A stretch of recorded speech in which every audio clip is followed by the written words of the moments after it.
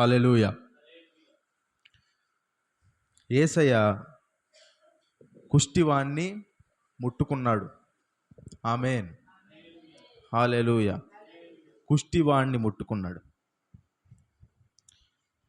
ముట్టుకొని ఏమంటాడంటే ఆయన, ఎవరితోనూ ఏమియు చెప్పకు సుమి.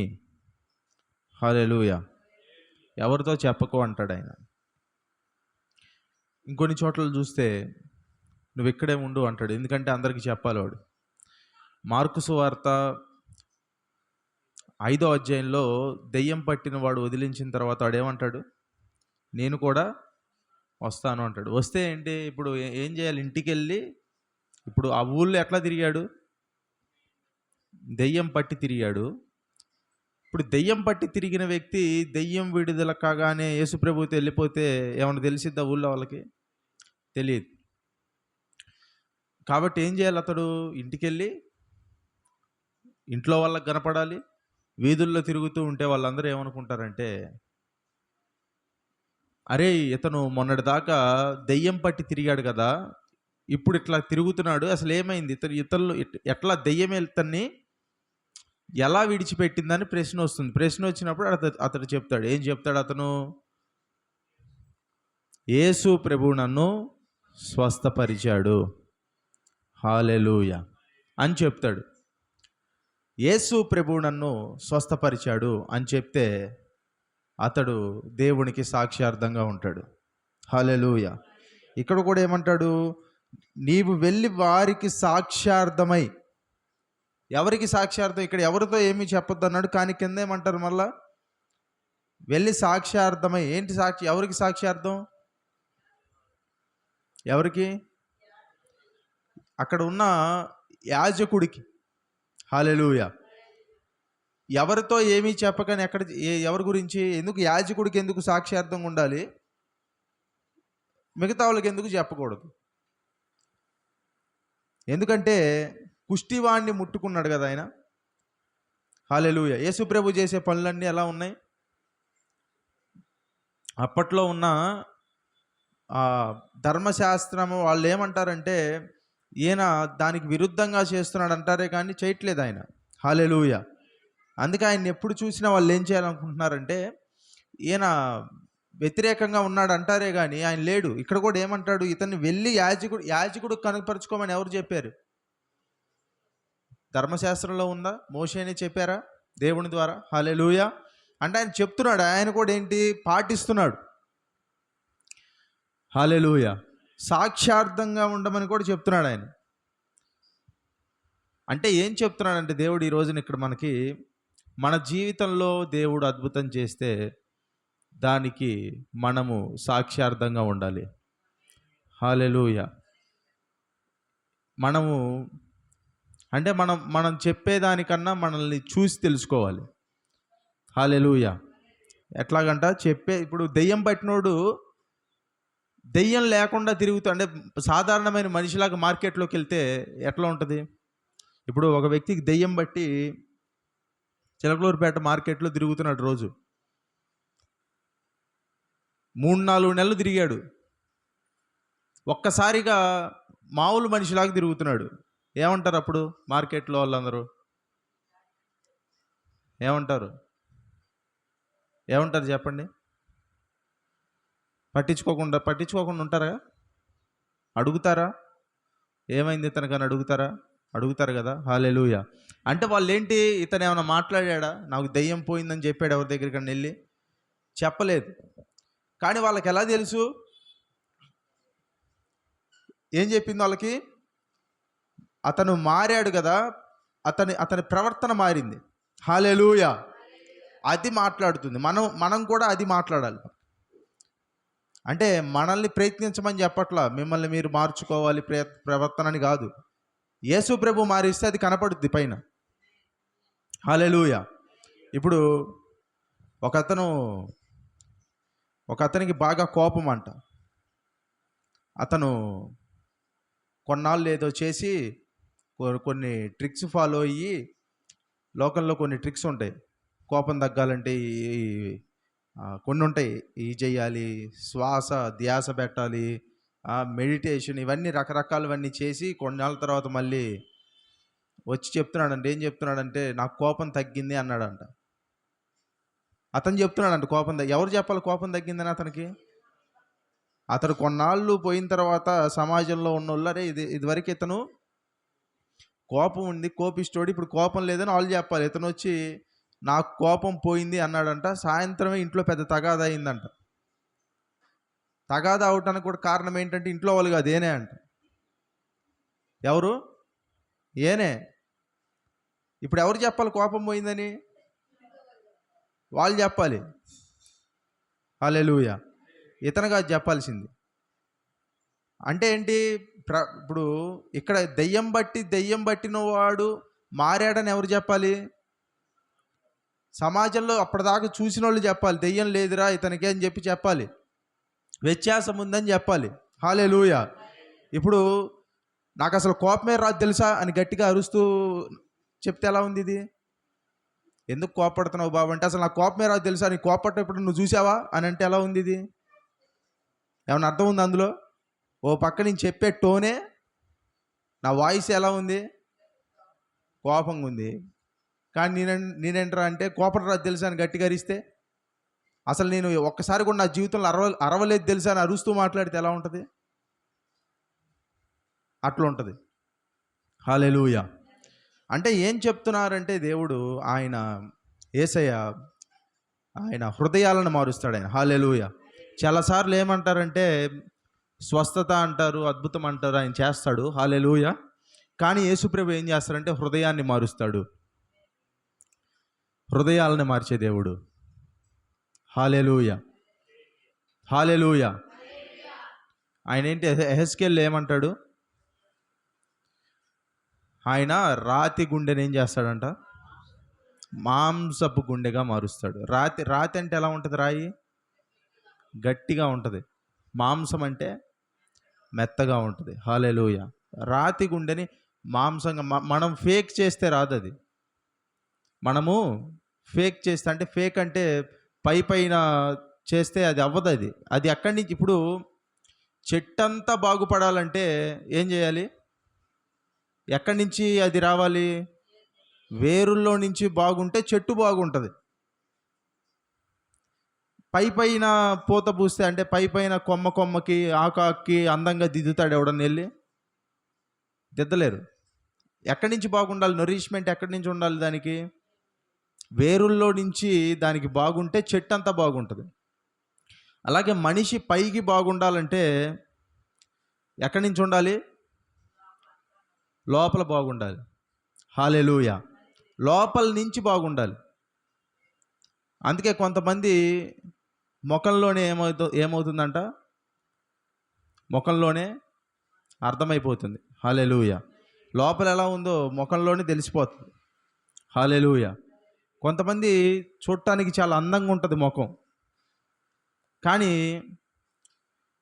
వాళ్ళ లోపల కుళ్ళుంటే అర్థమవుద్దా? సాధారణమైన మనుషులకే అర్థమైంది, ప్రవక్తలు అవసరం లేదు.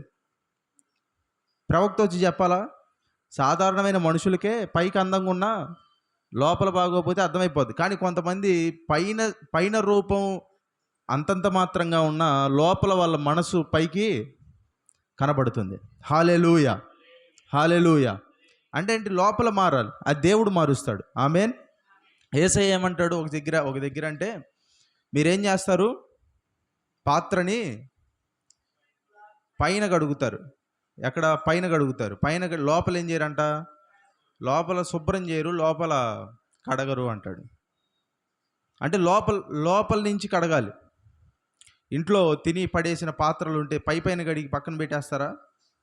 ఏం చేస్తారు? వాటిని లోపల బయట అన్నీ కడుగుతారు. అలానే లోపల బయట కడగాలి. ఇంకేమంటాడు ఆయన? మీరు పరిశీలన అంటాడు, మీరు సున్నం కొట్టిన సమాధులు అంటాడు. సున్నం కొట్టిన సమాధి అంటే, సున్నం కొట్టిన సమాధి పైకి ఎలా ఉంటుంది? పైన పాలరాతితో కట్టించిన సమాధి అయిన లోపల ఎలా ఉంటుంది? లోపల కూడా అద్భుతంగా ఉంటుంది. పాలరాతి అంత అద్భుతంగా ఉండదు. ఎట్లా ఉంటుంది? ఎముకలు, ఆ శరీరం అంతా చీకిపోయి ఆ ఎముకలన్నీ బయటకు వచ్చి కుళ్ళు. అది మనకి చెప్పింది కాదు, అది పరిశీలికి చెప్పింది. హల్లెలూయా.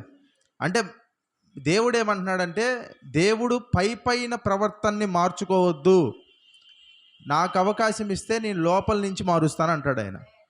హల్లెలూయా. పైన పోత వద్దు. ఆమేన్. హల్లెలూయా. ఇంకేమంటాడు, మీరు బ్రూడ్ ఆఫ్ వైపర్స్ అంటాడు. యేసు ప్రభు 23వ మత్తయి సువార్త 23వ అధ్యాయంలో అయ్యో అని ఉంటుంది తెలుగులో. ఇంగ్లీష్లో ఏమంటాడంటే ఓ అంటాడు. అయ్యో అంటే చదువుతారు ఒకసారి మత్తయి సువార్త 23వ అధ్యాయంలో యేసు ప్రభు, అయ్యో మందులైన మార్గదర్శులారా, అందులైన మార్గదర్శి అంటే ఏంటి? Blind leading the blind. అంటే గుడ్డివాడు ఇంకో గుడ్డివాడికి త్రోవ చూపటం. అందులైన మార్గదర్శులారా, ఒకడు దేవాలయము తోడని ఒట్టు పెట్టుకుంటే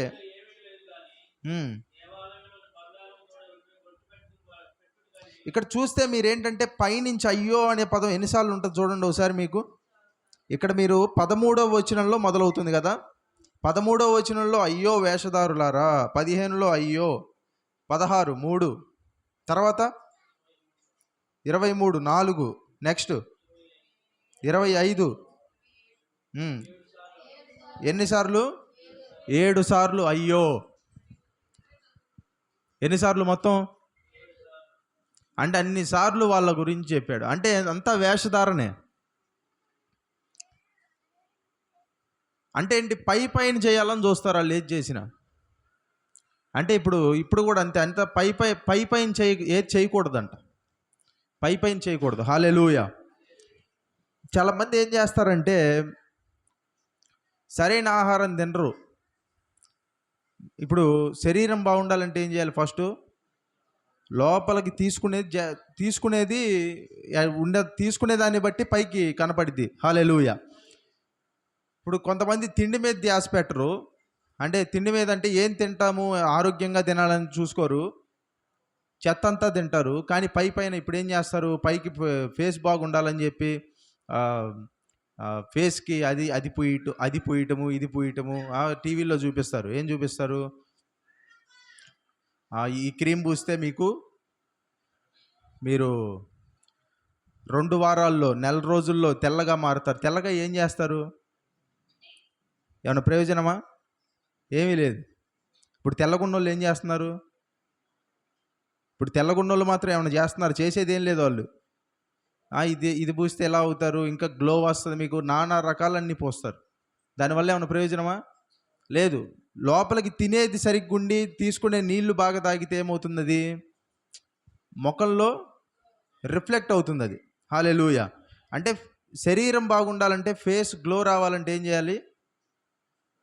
పైన పూసేది కాదు ఎక్కువ, పైన పూసేది తక్కువే, లోపలికి వెళ్ళేది బాగుండాలి. నీళ్ళు ఎక్కువ తీసుకోవాలి, నీళ్ళు ఎక్కువ తాగాలి, ఇంకా దానికి సంబంధించింది తినాలి. హల్లెలూయా. కానీ పైన పూస్తే ఏంటది? అప్పటికప్పుడే బాగుంటుంది, కానీ తర్వాత బాగోదు.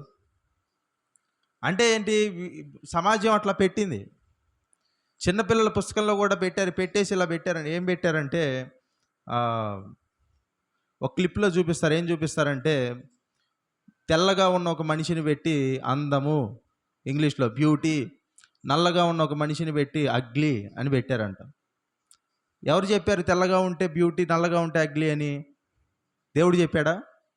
మరి ఎవరు చెప్పారు? సమాజం చెప్పింది. అంటే ఏంటి? ఇదంతా మన సృష్టే. కానీ దేవుడు ఏం కోరుకుంటున్నాడంటే ఆయన మనసును చూస్తాడు ఆయన. హల్లెలూయా.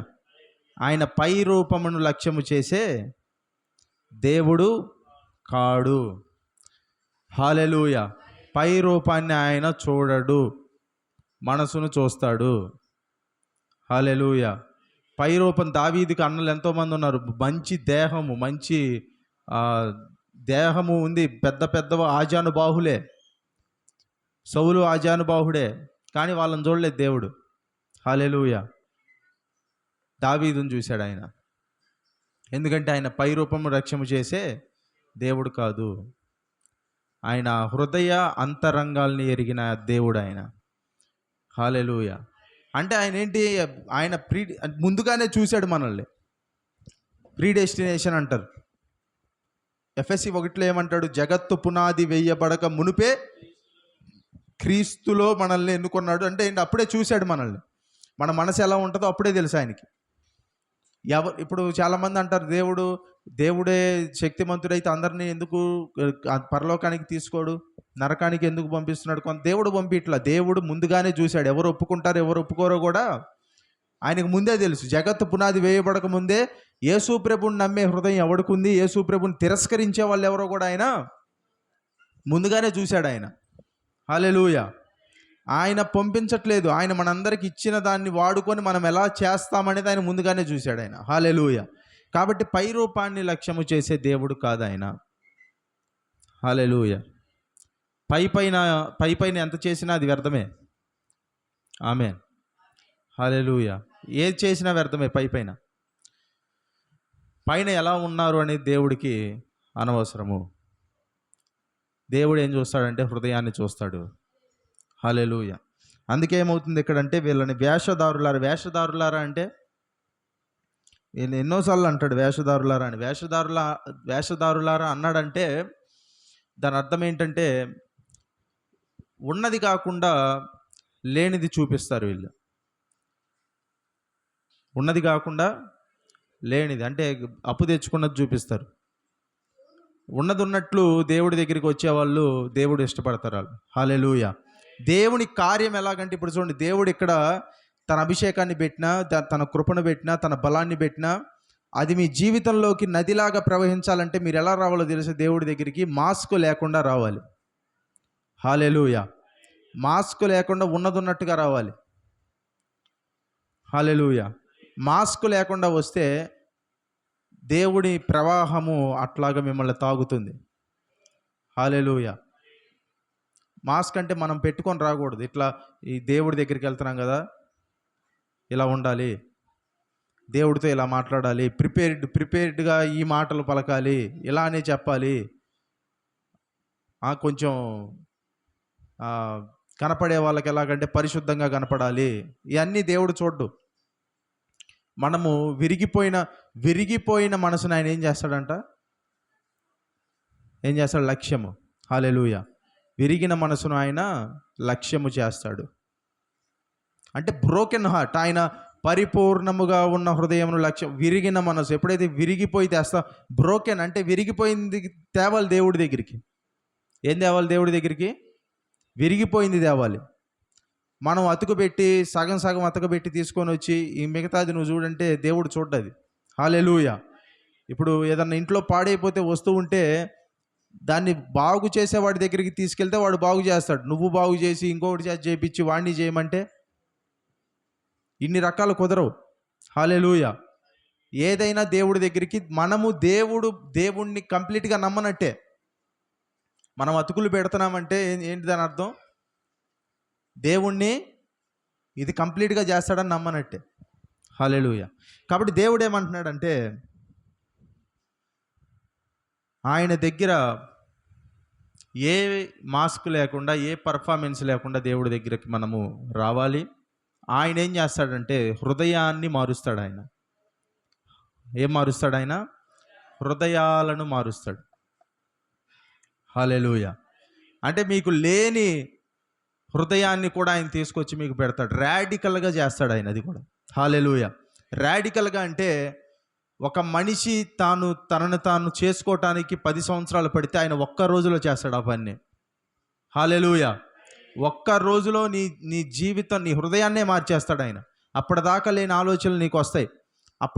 అప్పటిదాకా లేని కోరికలు నీకు వస్తాయి. అప్పటిదాకా మనుషుల్ని చూస్తేనే వీళ్ళతో మనకు ఎందుకులే అనుకుని వెళ్ళిపోయే నీకు అప్పటి నుంచి ఏం చేస్తాడంటే అప్పటి నుంచి ఒక్కొక్కరి దగ్గర ఆపుతాడు నిన్ను. హల్లెలూయా. జీవితంలో అంతకుముందు పరిగెడుతూ ఉంటావు నువ్వు, కానీ అప్పుడు ఏం చేస్తాడంటే దేవుడిని హృదయాన్ని మారిస్తే ఒక్కొక్కరి దగ్గర ఆగి ఒక్కొక్కరితో మాట్లాడి ఆయన ప్రేమను పంచేలా చేస్తాడు. హల్లెలూయా.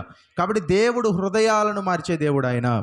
ఎంతమంది హృదయం మారాలని కోరుకుంటున్నారు? దేవునికి స్తోత్రం చెప్తారా? హల్లెలూయా. ఆయన హృదయాలను మార్చే దేవుడు. Is the God who changes the hearts. హృదయాన్ని మారుస్తాడు ఆయన. ఆయన దగ్గర ఆయన ఆయన సగం సగం పని చేయడు ఏది చేసినా. ఆయన ఏమంటాడు? భూమిని ఆకాశాన్ని 6 రోజుల్లో సృజించి సమాప్తమాయెను. శిలువ మీద ఆయన పనిచేసి యోహాను సువార్తలో ఏమంటాడు? 19వ అధ్యాయంలో సమాప్తమాయెను. హల్లెలూయా. ఆయన ఏది చేసినా ఫుల్గా చేస్తాడు. మిమ్మల్ని మార్చినా కూడా ఎలాగంటే ఫుల్గా మారుస్తాడు ఆయన. ఫుల్గా ఎట్లాగంటే వాటి మీదకి ఇంకా మీకు ఆశ కూడా వెళ్ళదు. హల్లెలూయా. ఆశ కూడా వెళ్ళదు. ఈ లోకంలో మనిషి మానేద్దామంటే ఆశ వెళ్తుంది. వ్యసనం మానేస్తే, నేను దేవుడి కోసం ఎంత కష్టపడి మానేశాను తెలుసా అంటాడు. అదే దేవుడు మానిపిస్తే దేవుడు దాని మీద నాకు ఆశ లేకుండా చేశాడని చెబుతారు. హల్లెలూయా. ఏం చెప్తారు ఇప్పుడు కొంతమంది? వ్యసనం మానేయాలంటే మత్తు పదార్థాలు తీసుకునేవాళ్ళు, ఇంకా సిగరెట్ తాగేవాళ్ళు కొంతమంది ఉన్నారు. కొంతమంది సాక్ష్యం చెప్తారు ఏంటంటే చైన్ స్మోకర్ అంటే ఏంటి అంటే చైన్ ఎలా ఉంటుంది? లింకులు అంటే చేతిలో తిరుగుతూనే ఉంటుంది ఆ సిగరెట్.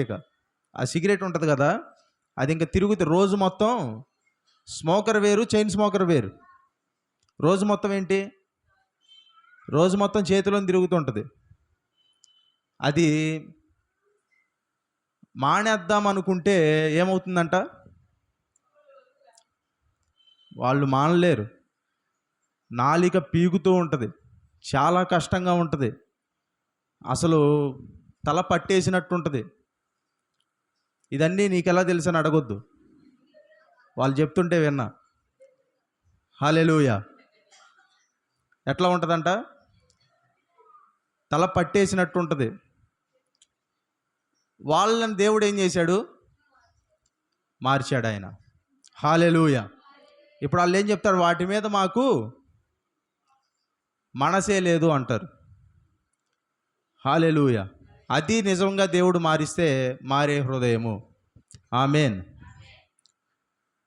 అదే మన బలంతో మానేస్తే ఏం చెబుతాం? అసలు నిన్న కూడా నాకు బాగా తాగాలనిపించింది, కానీ ఎంత కంట్రోల్ చేసుకున్నానంటే దేవుడి కోసం అంత కంట్రోల్ చేసుకున్నా అని మనం చెబుతాం.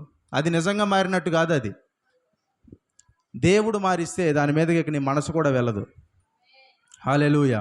అసలు గత జీవితానికి వెళ్ళాలంటేనే అసలు నీకు ఇంకా ఆ జీవితంలాగా అనిపించదు ఇంకా. హల్లెలూయా. అది ఇంకా జీవితంలాగే అనిపించదు. ఆమేన్. వాటి మీద మనసే పోదు, మనసు రాదు. అట్లా మారుస్తాడు దేవుడు. హల్లెలూయా. అట్లా మారుస్తాడు. ఇంకా ఆయన మార్చేది ఏంటంటే కొన్నిసార్లు సడన్గా మీ హృదయం మారుతుంది, కొన్నిసార్లు కొద్దిగా మీ జీవితాన్ని మార్చుకుంటూ వస్తాడు ఆయన. ఆమేన్. హల్లెలూయా. కొద్దిగా మీ జీవితాలను ఆయన ఏం చేస్తాడంటే మార్చుకుంటూ వెళ్తాడు ఆయన కొద్దిగా. ఏ ఎమోషన్ ఉన్నా అంటే దేవుని చిత్తము కానిది ఏదైతే ఉందో వాటన్నిటినీ ఆయన ఏం చేస్తాడంటే ఇబ్బందుల కొలిమిలో ఆయన ఏం చేస్తాడు? కొలిమి ఏం చేస్తుందంట? శుద్ధి చేస్తుంది. దేన్ని? బంగారాన్ని, వెండిని శుద్ధి చేస్తుంది. శుద్ధి చేసి ఏంటి? దానికి ఉన్న మస్టు, మాలిన్యము అంతా ఏం చేస్తుంది? కరిగించి తీసేస్తుంది. కరిగించినప్పుడు పోతుంది, పక్కకి పోతే ఇటు మంచిగా వస్తుంది ఇది. అలాగే దేవుడు కూడా ఏంటంటే కొలిమిలో పెట్టినప్పుడు అన్నీ పక్కకి పోయి, ఆ మాలిన్యము, మస్ట్ అన్నీ పక్కకి పోయి మనం ప్యూర్గా బయటకు వస్తాం. హల్లెలూయా. మోషే కూడా అంతే, ఎవరైనా అంతే. బైబిల్లో చూస్తే మీరు ఎవరిని చూసినా అంతే. 13 ఏళ్ళు ఉన్నాడు కొలిమిలో. ఎవరు? దావీదు. యోసేపు కూడా ఉన్నాడు కొలిమిలో. అసలు యోసేపు 17 ఏళ్ళ అంటే చిన్న వయసులోనే అంత పెద్ద డ్రీమ్ వస్తే ఏమనుకుంటారు? అసలు నమ్ముతారా ఆ వయసులో? కానీ ఇతను వెళ్ళి ఏం చేశాడంట? వాళ్ళ అన్నలకి చెప్పాడంట. అసలు అన్నలకి చెప్పకుండా ఉన్నా బాగుండేదంటారు కొంతమంది. చెప్పకుండా ఉంటే అసలు వెళ్ళి గుంటలో పడతాడా? గుంటలో పడకపోతే మళ్ళీ ఐగుప్తు వెళ్తాడా? ఇవన్నీ జరగవు. చెప్పడం కూడా ఏంటి? దేవుని ప్రణాళికే. హల్లెలూయా. చెప్పడం కూడా దేవుని ప్రణాళికే. ఆమేన్. అలాగే అందరికీ కొలిమి ఉంది. ఇతనికి ఏంటంటే ఇతని కొలిమి, ఇతను ఫస్ట్ ఏం చేశాడు? వచ్చి అతను మొన్న కూడా చెప్పాం. ఏం చెప్పాము? ఒక హెబ్రీయుడు, ఒక ఐగుప్తీయుడు, గొడవ పడుతుంటే ఇతను వెళ్ళి ఒకరిని చంపేసేసాడు, ఆ యొక్క ఐగుప్తీయుడిని. తర్వాత దేవుడు ఏం చేశాడు? అతన్ని 40 ఏళ్ళు ఆయన ఏం చేశాడు? తర్వాత అరణ్యములో తన మామ, ఎవరు మామ? ఇత్రో మందని కాశాడు. ఎవ్వరికి కనపడలా 40 ఏళ్ళు. ఫేమ్ లేదు, స్టేజ్ లేదు, ఎవరికి కనపడట్లేదు. కానీ దేవుడికి ఒక్కడికే కనపడుతున్నాడు ఆ 40 ఏళ్ళు. హల్లెలూయా. దేవుడు కొలిమిలో పెట్టినప్పుడు ఆ కొలిమిలో ఉన్న వ్యక్తి ఎవ్వరికి కనపడ్డు, దేవుడికే కనపడతాడు. ఆ కొలిమిలో ఉన్న వ్యక్తికి కంఫర్ట్కి డిస్కంఫర్ట్కి తేడా తెలియదు. Hallelujah. Because he's in the hands of refiner. Refiner అంటే శుద్ధి చేసేవాని చేతిలో ఉన్నారు. హల్లెలూయా. కాబట్టి అతను వచ్చి తర్వాత ఏమంటాడు? తర్వాత ఏ సాక్ష్యం పొందుకుంటాడు దేవుడి దగ్గర? ఇతడు ఏంటి? మోషేకి దేవుడు ఇచ్చే సాక్ష్యం ఏంటి చెప్పండి? భూమి మీద మిక్కిలి సాత్వికుడు. ఎవరు మిక్కిలి సాత్వికుడు? ఏంటి ఆయన హిస్టరీ ఏంటి? ఆయన చరిత్ర ఏంటి? భూమి మీద మిక్కిలి సాత్వికుడి చరిత్ర ఏంటో, ఒక గుద్దుకి ఐగుప్తిని చంపి కప్పిపెట్టిన చరిత్ర. అతన్ని మిక్కిలి సాత్వికుడు.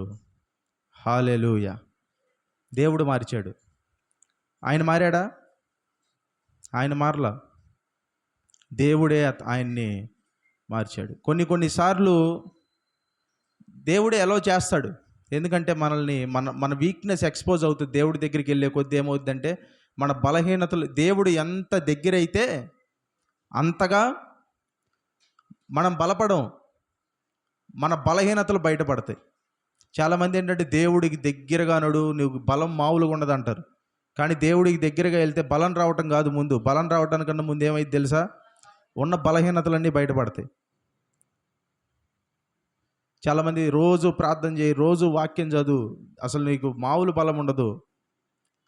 నువ్వు రాత్రి ప్రార్థన చేసే ముందు ప్రార్థన చేసి పడుకుంటే పొద్దునకి మంచి బలంతో లేస్తూ ఉంటావు. బలంతో లేవు, బలహీనతతో లేస్తావు. అంటే బలహీనత అంటే ఏంటి? నీ ఇంకా ఎక్స్పోజ్ అవుతావు నువ్వు దేవుడి దగ్గర.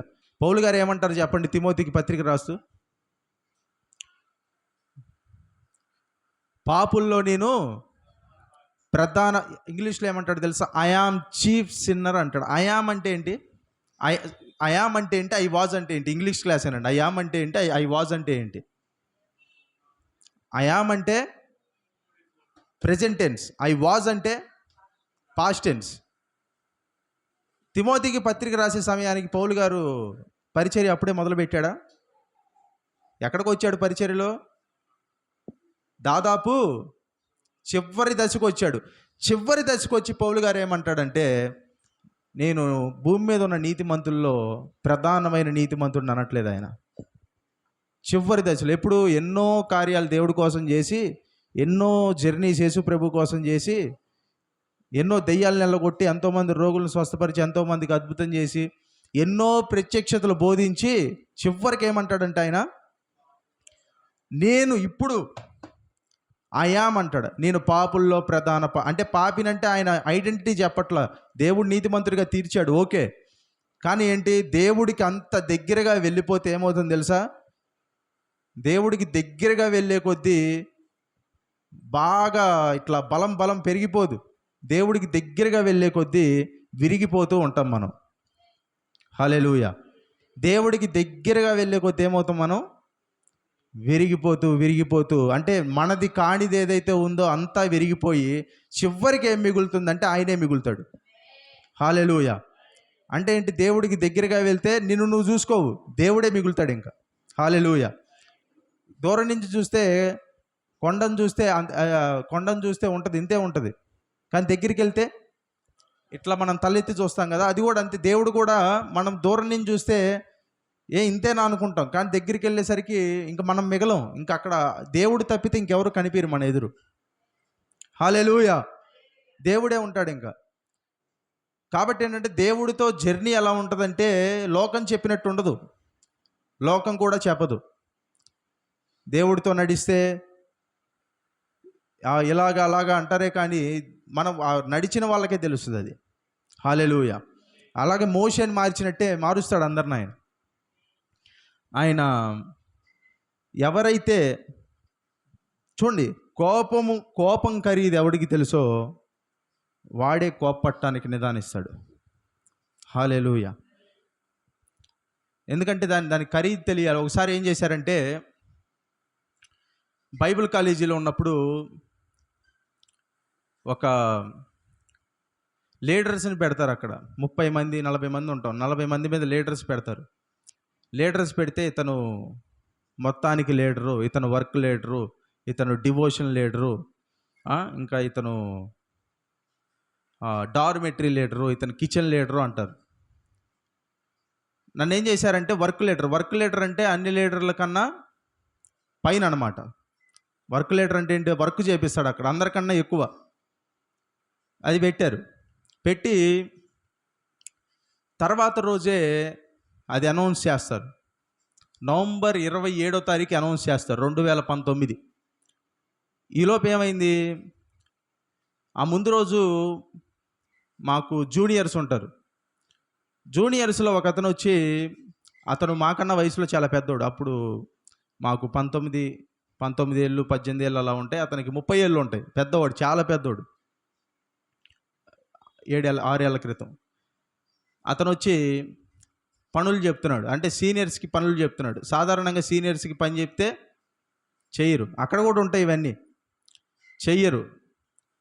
ఇట్లా చెప్తుంటే ఏమైందంటే, అక్కడ అప్పటిదాకా లీడర్గా ఉన్న వ్యక్తి నెక్స్ట్ రోజు మారతాడు. అంటే ఇంకా ఎవరికి చెప్పాల, నాకు మాత్రమే చెప్పారు. ఇట్లా లిస్టు వేశారు, లిస్టు మారింది, రేపు అనౌన్స్ చేస్తారని.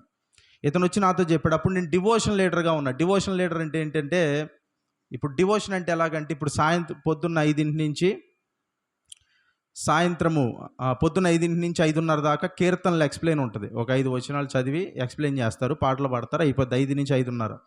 సాయంత్రం 6 గంటల నుంచి 7 గంటల దాకా డివోషన్, 2-3 పాటలు పాడతారు, ఒక సీనియర్ ప్రసంగం చెబుతాడు, అయిపోద్ది. దానికి లీడర్ నేను. ఎవరు వస్తున్నారు ఎవరు రావట్లేదు అన్నీ చూసుకోవాలి.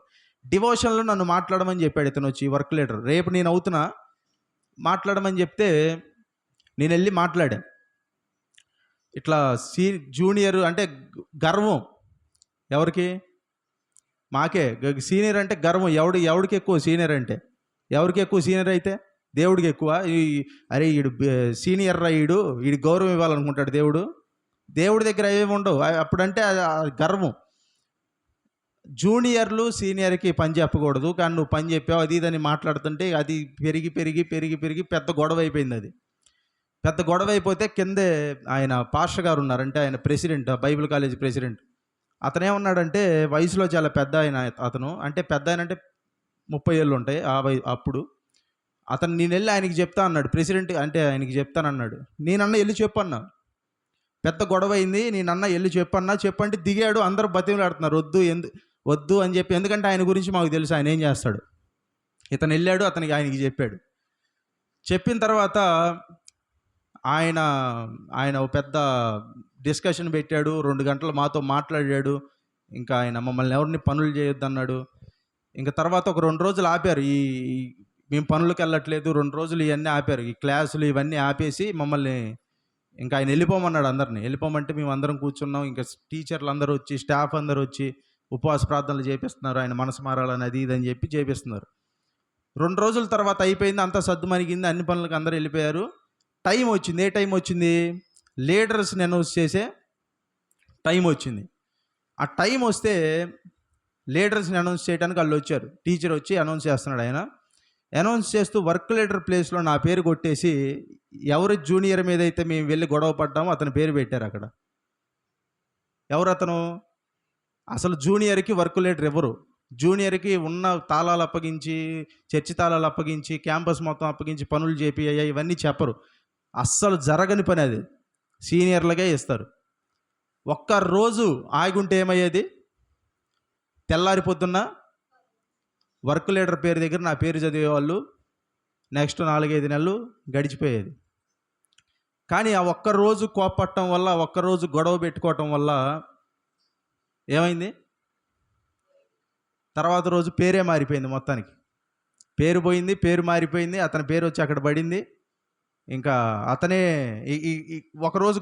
ఒకరోజు పని చెప్పాడని గొడవ పెట్టుకున్నాం కదా, రోజు కావాలని పని చెప్పేవాడు వచ్చి. ఎవడికి చెప్పేవాడు కాదు, మాకే చెప్పేవాడు వచ్చి. అంటే దేవుడు ఏం చేస్తాడు, గర్విష్ఠుల యొక్క గర్వాన్ని ఆయన అనస్తాడు. ఆయన హల్లెలూయా. అంటే ఎవడైతే గర్వంగా ఉంటాడో వాడికి అనచాలి. ఆమేన్, హల్లెలూయా.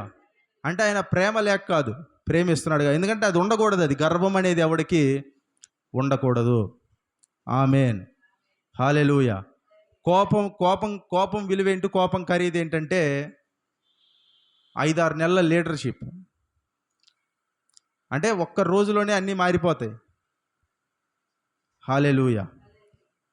అప్పుడు ఏం చేస్తాడంటే దేవుడు అన్నీ చేసి, ఇప్పుడు పోటర్ ఏం చేస్తాడు, కుమ్మరి ఏం చేస్తాడు, ఎలా పడితే అలా చేస్తాడా, చాలా జాగ్రత్తగా చేయాలి. ఏం చేయాలి జాగ్రత్తగా? కుండను ఎలా చేయాలి? జాగ్రత్తగా చేయాలి. అది అటు సొట్టబడినా ఇటు సొట్టబడినా ఏం చేస్తాడు, మళ్ళీ దాన్ని సరిచేసి దాన్ని జాగ్రత్తగా చేస్తాడు. హల్లెలూయా. అప్పుడే అది మంచిగా అవుతుంది. అలాగే ఒక చెట్టు నరికేవాడు ఎలా నరుగుతాడు?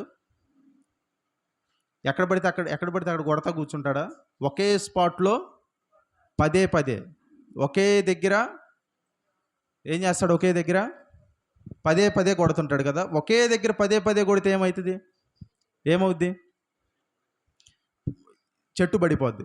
అదే అక్కడో దెబ్బ ఇక్కడో దెబ్బ అటు ఇటు కొడుతుంటే అది ఎప్పటికీ పడదు. అంటే ఒకే దగ్గర కొడతాడు.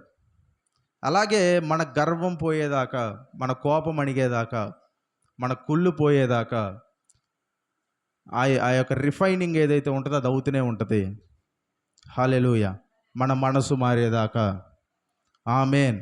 దేవుడు మనల్ని నమ్మేదాకా. హల్లెలూయా. బాగా కోపం ఉంటే దేవుడు నమ్ముతాడా? విపరీతమైన కోపం ఉంది, ఉన్న ఇద్దరిని ముగ్గురినే కొడుతూ కూర్చుంటే ఇంకొక 10 మందితో దేవుడు నిన్ను నమ్ముతాడా? నమ్మడు. హల్లెలూయా.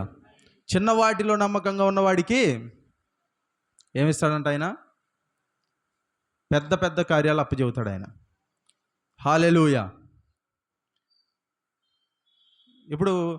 ఇప్పుడు మెసేజ్ చెప్పాలంటే కూడా ఏమంటారంటే, ఉన్నది నలుగురే కదా, కొంతమంది పాస్టర్లు ఉన్నది నలుగురే కదా, దేవుడు నాకు మంచి ప్రత్యక్షత ఇచ్చాడు, ఈ నలుగురి దగ్గర ఎందుకు అది చెప్పటం, ఒక 100 మంది కనపడితే ఆ ప్రసంగానికి సూట్ అయిద్ది అది బాగా, ఎందుకు 100 మందికి వెళ్ళిద్ది ఏంటిది అది నా మర్మం, దేవుడు నాకు ఇచ్చిన మర్మం 100 మందికి వెళ్ళిద్ది. నలుగురికి ఏముందంటే, నలుగురినే నువ్వు సరిగ్గా చూసుకోకపోతే 100 మంది ఎక్కడి నుంచి వస్తారు? ఇంకా దేవుడు ఇచ్చింది ఎప్పటికప్పుడు ఏం చేయాలి? దాన్ని ఒక్కళ్ళున్నా వదిలేయాలి.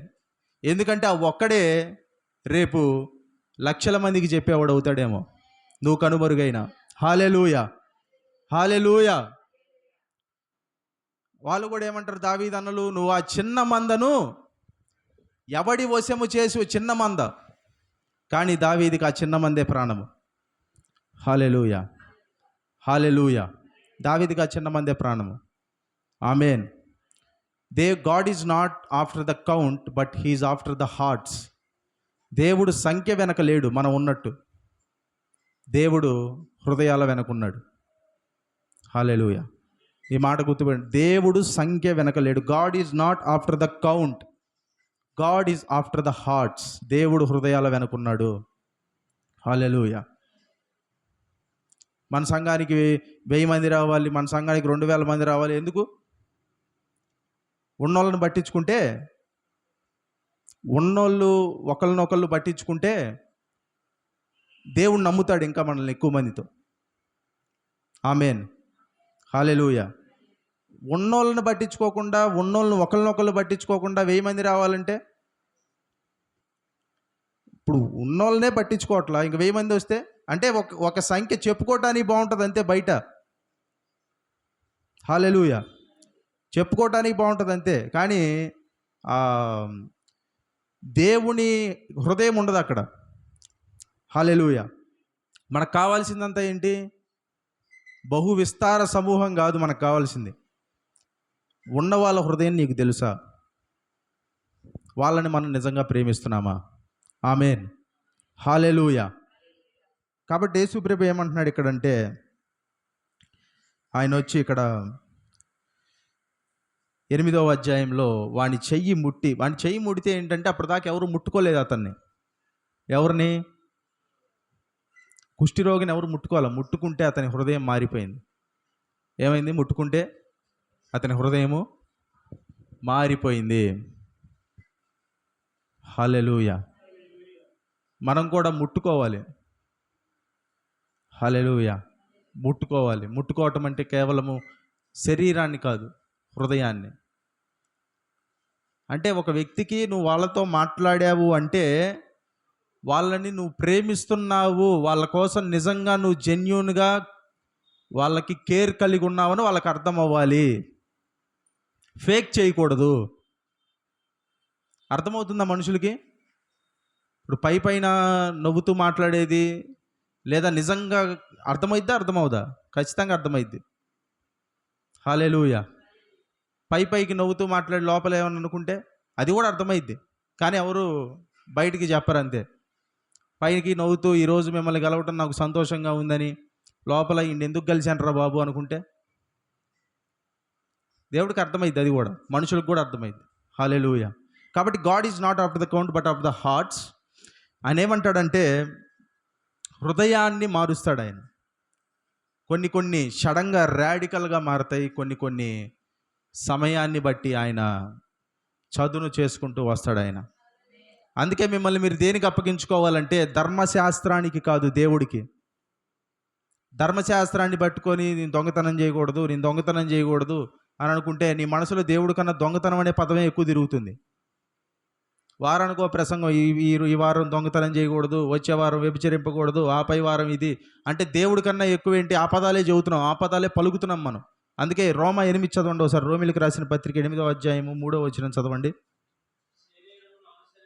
శరీరమును అనుసరింపక, ఇక్కడ 2వ వచనం చివరి మాట, ఎట్లనగా ధర్మశాస్త్రము దేనిని చేయజాలకపోయెనో దానిని దేవుడు చేసెను. హల్లెలూయా. ధర్మశాస్త్రము దేన్ని చేయలేకపోయిందో దాన్ని దేవుడు చేశాడు. ఇప్పుడు అద్దం ఇస్తే అద్దాన్ని చూసుకొని నీటితో మొహాన్ని కడుక్కోవాలి, అద్దంతో తుడుచుకోకూడదు. హల్లెలూయా. ధర్మశాస్త్రం అద్దం అంటాడు, మీరేం చేయాలి? క్రీస్తు దగ్గరికి రావాలి మీరు. హల్లెలూయా. కాబట్టి మిమ్మల్ని మార్చే ధర్మశాస్త్రం కాదు, ధర్మశాస్త్ర సంబంధ క్రియలు కాదు, దేవుడు యేసయ్యతో ఉండాలి మీరు. రూల్స్తో కాదు, నియమాలతో కాదు, నిబంధనలతో కాదు, యేసుతో. నియమ నిబంధనలు లోకంలో కూడా ఉన్నాయి. మంచిగా ప్రవర్తించమని లోకంలో ఉన్న వాళ్ళు కూడా చెబుతారు, మంచిగా బతకమనే చెబుతారు, మంచి కార్యాలు చేయమనే చెబుతారు. మన చట్టం కూడా అదే చెబుతుంది, మన రాజ్యాంగం కూడా అదే చెబుతుంది. నీతి చేయమని చెబుతుంది, అబద్ధం ఆడొద్దని చెబుతుంది, హత్య చేయొద్దని చెబుతుంది. అందరూ చెప్పేది అది. కానీ మనకు కావాల్సింది ఏంటి? అవి కాదు, అవన్నీ లోకంలో ఉన్నవే. మనకు కావాల్సింది కొత్త పుస్తకం కాదు, కొత్త వ్యక్తి. ఎవరా వ్యక్తి? యేసయ్య. హల్లెలూయా. మనకు కావాల్సింది ధర్మశాస్త్ర విధులు. ఇప్పుడు మన ఇంట్లో పెట్టుకుంటారు, ఏం పెట్టుకుంటారు? 10 ఆజ్ఞలు తీసుకొచ్చి పట్టం తగిలించుకుంటారు కదా, అవి కాదు మనకు కావాల్సింది. ఎవరు కావాలి మనకి? యేసయ్య కావాలి మనకి. హల్లెలూయా. ఎందుకంటే ఆయనే మారుస్తాడు. ఆయన పట్టుకుంటే జీవితం మారుతుంది. హల్లెలూయా. హల్లెలూయా. ఎందుకు ఇచ్చాడు మరి దేవుడు ధర్మశాస్త్రాన్ని అంటే? పాటించడానికి కాదు, నువ్వెంత పాపివో తెలియజేయటానికి. ఆమేన్. హల్లెలూయా. ధర్మశాస్త్రం వలన మనకేం తెలుస్తుందంట? పాపం అనగా ఏంటో తెలుస్తుంది అంటాడే కానీ నీతిమంతులో ఉండని చెప్పడు దాన్ని పట్టుకొని. ఆమేన్. హల్లెలూయా. కాబట్టి ధర్మశాస్త్ర విధుల్ని ఇప్పుడు ఇంట్లో పఠనం తగిలించుకుంటే రోజు ఏమర్థం అవుతుంది మీకు? మీరు చేయలేనివన్నీ చదువుకుంటూ కూర్చుంటారు అంతే. 24 గంటలు ఏం చదువుతారు? అసలు ధర్మశాస్త్రాన్ని పాటించడం అంటే ఏంటి? 10 ఆజ్ఞలే కాదు, 613 ఆజ్ఞలు పాటించాలి. 613 అంటే రోజుకు ఒకటి పాటించినా సంవత్సరంలో అన్నీ పాటించలేరు. రోజుకు 2 పాటించాలి. అవుతుందా? పోనీ చేస్తానని 99 చేసి ఒకటి తప్పితే మధ్యలో ఒక ఆయన వస్తాడు. ఎవరు? యాకోబు. ఏమంటాడు వచ్చి ఆయన? ఏమన్నాడు యాకోబు? 99 చేసి ఒకటి తప్పితే అన్ని విషయాల్లో మీరు అపరాధులు. 99లో కూడా నువ్వు అపరాధివే అంటాడు మధ్యలో యాకోబు వచ్చి. కానీ పౌలు గారు వచ్చి ఏమంటారంటే, అంటే ఆయన యాకోబుగా ఏమంటారు, ధర్మశాస్త్రాన్ని మీరు పాటించలేరని ఆయన కూడా ఉద్దేశం. పౌలు గారు ఏమంటారు, మీరు మోషే ధర్మశాస్త్రం వల్ల ఏ విషయంలో నీతిమంతులుగా తీర్చబడలేకపోతిరో ఆయా విషయములన్నిటిలో విశ్వసించు ప్రతి వాడును నీతిమంతుడిగా తీర్చబడును అని మీకు తెలియనుగాక. ఎక్కడ? అపోస్తుల కార్యముల గ్రంథం 13వ అధ్యాయం 39వ వచనంలో అంటారు. అంటే ఆయన ఇచ్చిన ధర్మశాస్త్రం వల్ల ఏ ఏ విషయంలో నీతి రాలేదో ఆ విషయములన్నిటిలో చేసేవాడు కాదు, విశ్వసించేవాడు నీతిమంతుడు అవుతాడు. ఏ విషయంలో? ధర్మశాస్త్రం చెప్పిన విషయాలన్నిటిలో దేవుడు ఏమంటాడంటే ఒక్కసారి టిక్కు కొట్టి నువ్వు నీతిమంతుడు అంటాడంటే ఎవరిని? విశ్వసించేవాడిని. హల్లెలూయా, హల్లెలూయా. కాబట్టి మన జీవితం మారాలంటే, మనం నడుచుకోవాలంటే మనకు కావాల్సింది పుస్తకాలు కాదు, మనకు కావాల్సింది ఇంకేదో కాదు, ఏది కాదు. మనకు కావాల్సింది యేసుప్రభు ఒక్కడే. యేసయ్య ఒక్కడే ఆయన మారుస్తాడు. మనల్ని ఎట్లా మార్చాలన్నా అలా ఆయనే మారుస్తాడు. ఎన్ని పుస్తకాలు చదివినా మారదు. హల్లెలూయా. దేవునికి ఒకసారి గట్టిగా స్తోత్రం చెప్తారు. హల్లెలూయా.